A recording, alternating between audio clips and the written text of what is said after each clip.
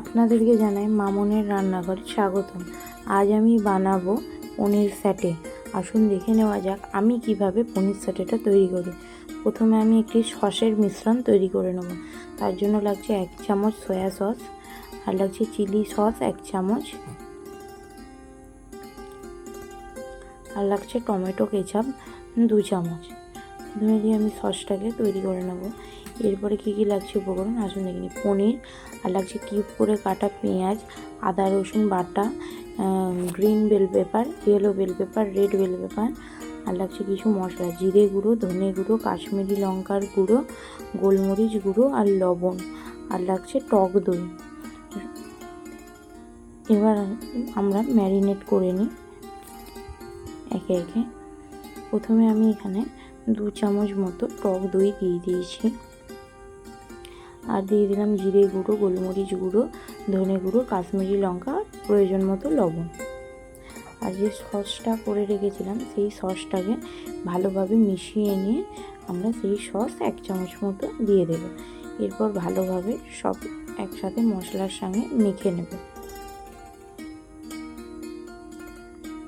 খুব হালকা হাতে ম্যারিনেট করবেন, নাহলে পনিরগুলো ভেঙে যাবে।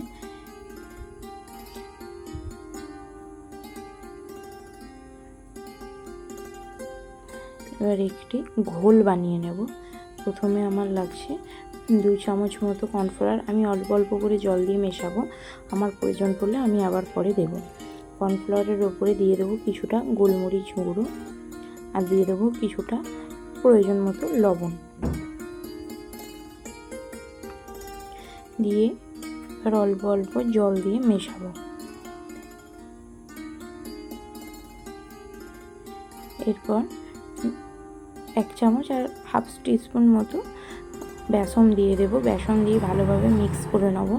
আমার মনে হচ্ছে এখানে আর কিছুটা আমার কর্নফ্লাওয়ার লাগবে, আমি আর 1 চামচ মতো কর্নফ্লাওয়ার দিয়ে দিয়েছি। এরপরে ভালোভাবে তৈরি করে নেব। ব্যাটারটা খুব বেশি মোটাও হবে না, খুব বেশি পাতলাও হবে না, একটা মিডিয়াম ঘনত্বের ব্যাটার তৈরি করবেন। এরপরে প্রতিটা স্টিকে আমি পনিরগুলোকে গেঁথে নেব, আর ভেজিটেবিলগুলোকে আপনারা আপনাদের মতো দেখে প্রতিটা ভেজিটেবিলকে ওই স্টিকটার মধ্যে গাঁথবেন। আমি আমার মতো করে দিয়েছি। প্রথমে বেল পেপার পনির, বেল পেপার পেঁয়াজ, আবার কিছু বেল পেপার দিয়ে এইভাবে আমি কিভাবে তৈরি করছি আপনারা দেখতে পাচ্ছেন। আর স্টিকগুলোকে আপনারা আধ ঘন্টা বা 20 মিনিট মতো আগে কিছুটা জলে ভিজিয়ে রাখবেন, নর্মাল জলে ভিজিয়ে রাখবেন। এরপরে যে ঘোলটা তৈরি করেছিলাম সেটাই ডুবিয়ে আমরা এটাকে ডিপ ফ্রাই করে নেব।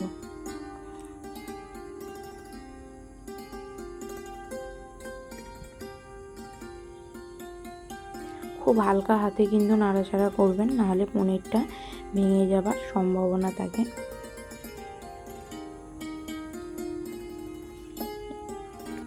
এরপর উল্টে পাল্টে ভালোভাবে পনির এবং সবজিগুলোকে ভেজে তুলে নেব।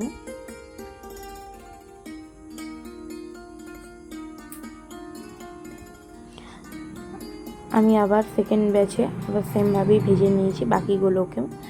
এরপরে প্যানে খুবই অল্প সাদা তেল দিয়ে এরপরে যে সসের মিশ্রণটা করে রেখেছিলাম সেটাকে দিয়ে সামান্য একটু জল দিয়ে প্রথমে নাড়াচাড়া করে নেব সসটাকে।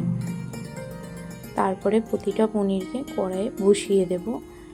খুব হালকা হাতে আপনারা নাড়াচাড়া করবেন, ভেঙে যেন যায় না। আর সসে জল দেবেন না খুব বেশি, তাহলে পনির এবং সবজির যে ক্রাঞ্চি ভাবটা সেটা আর থাকবে না। এইভাবে তৈরি হয়ে গেল পনির স্যাটে। আপনারা বাড়িতে অবশ্যই বানিয়ে খেয়ে দেখবেন, আর আমাকে কমেন্টের মাধ্যমে জানাবেন কেমন লাগলো রেসিপিটি।